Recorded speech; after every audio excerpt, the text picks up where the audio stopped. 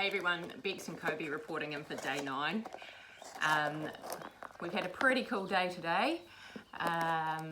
We did a bit of clicker training before breakfast, and then had breakfast, had a bit of a nap, had a little walk at lunchtime, and then I actually got quite engrossed in the work I was doing this afternoon, and suddenly someone sort of erupted and became quite energetic, and we're a chewer, aren't we, Kobe? So there was suddenly a dog sort of at the end of the table that I'm working on at the moment, starting to chew on the corner. So he does like chewing on wood, so I just interrupted that and then looked at the time and thought, oh, fair enough. Was sort of half an hour past the time I've been taking him out in sort of the early evening, so I promptly finished what I was doing and we went and got organised to go outside. So we went outside and I took the nose clicking for touching the nose on the container.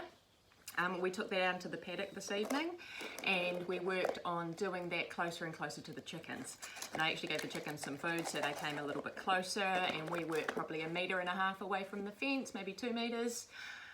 So that sort of goes in line with our guides about sort of cat training or other small animal training. It's getting focus on something else so they can look at you or whatever you're asking them to do, and the little critters you're trying to sort of socialize them with. So he was really awesome at that. He was really focused on sort of me and what we were doing, and the chickens were sort of just over there safely behind the fence. So that was really cool. Then we did play a game that I guess can only be called a bit of silly buggers, where I just ran around the paddock like a crazy person, and he chased me and got an attack of the zoomies, and then sort of slowed down, and then I just sort of dipped and dived, and we fooled around and played a little bit of chase game. So that was really fun, and again a really just nice way to interact with the dog. We both enjoyed it, bit of exercise for us both. So I've had a request through to talk about growling in dogs. So I guess the first thing that I want to touch on is growling is a really normal communication tool that dogs have. The thing with greyhounds is they're generally very quiet, so when they do growl, it can be that much more startling compared to sort of other dogs that may be a bit more vocal. I have made some notes just so I make sure I cover everything. So the thing about growling is it is a normal behaviour. The dog's communicating generally that they're really uncomfortable for whatever reason. Speaking of which, this one moment, I've just prepared this guy Kong so he can sit and deal with that. So your growling tends to be generally, we see it around beds and around food. There are warning signs. Generally growling is not out of the blue.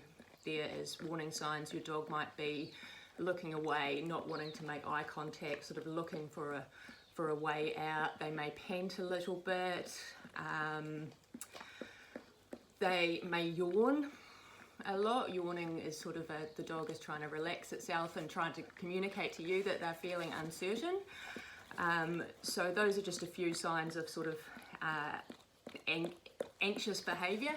The other one is sort of just their general appearance. Are they really stiff? Are they sort of holding their breath, or do they have sort of a quite relaxed air about them? And often it's quite hard to see in greyhounds, so do really look at them. Yeah. So and it can be caused because something sort of completely out of everyone's control has happened, like you know, thunderstorms, lightning storms, and the dog is actually feeling really anxious. So I guess preventing sort of that growling sort of behaviour is the key is to create a relaxed dog. So much like you've seen in the last few days with us, is you start really slow. You don't add stresses until your dog is feeling relaxed with what you're currently doing. Often we expect a dog to just sort of tolerate everything we throw at it, and of course that creates creates stress and uncertainty in your dog. So taking it really slow is really important.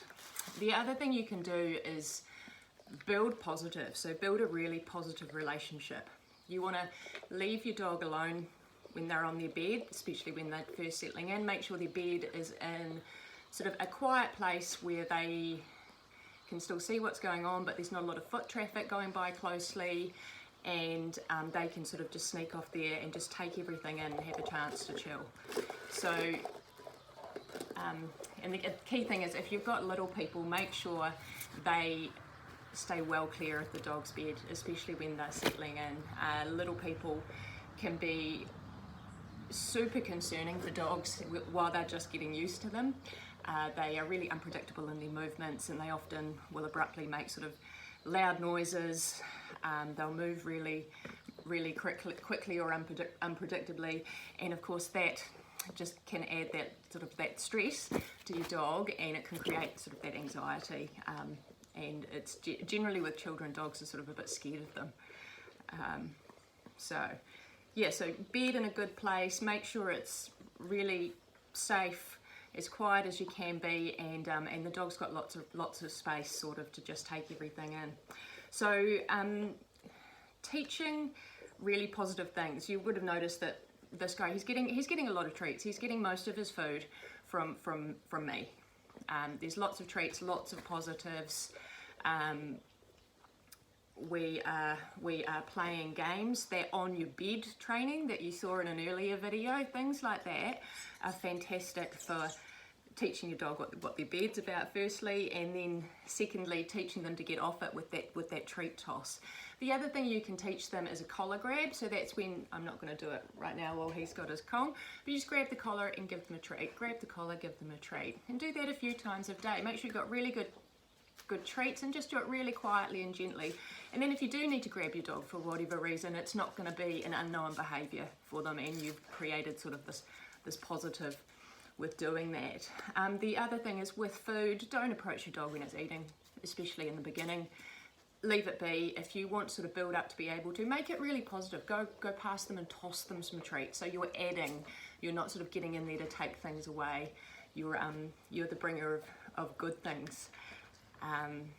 And again, watch those stress levels. So not building on your routine until your dog is showing signs that they're really relaxed, that they've got a soft face, they're alert. The other thing is, how are they when they're out walking? Are they enjoying it, or is it actually too overstimulating for them? Sort of something to keep an eye on is their body language. Are they sort of soft and alert and quite happily looking at what's going on, or are they quite stiff and more reactive and startly and panty and pacey and not sort of just relaxed and enjoying the ride? So stress levels are huge, so keep those really small. So if it's already happening, we don't need to see your bum. Over here, mate. If it's already happening, what I would suggest, I'll just get this guy. Come on, over here. Wait, here. What I would suggest you do is actually go back to basics for a little bit. Remove stressors. We want to remove stressors, get them back into a couple of beds in really strategic positions where they're out of the way, doing treat games, things like this. Really focus on the positive. Maybe stop walking them for a few days, get them off the furniture, and just add those positives and take it really slow. So if you have to go back several steps to move forward, there's absolutely nothing wrong with that. So I'm going to leave that there. If you've got any questions, pop them in the comments, and I can sort of go into more details on those later, or I'll just reply. So hope everyone is doing well. This is quite a long video, but yeah, hopefully it'll be a bit shorter tomorrow. So take care, guys, and we'll see you soon. Okay, bye.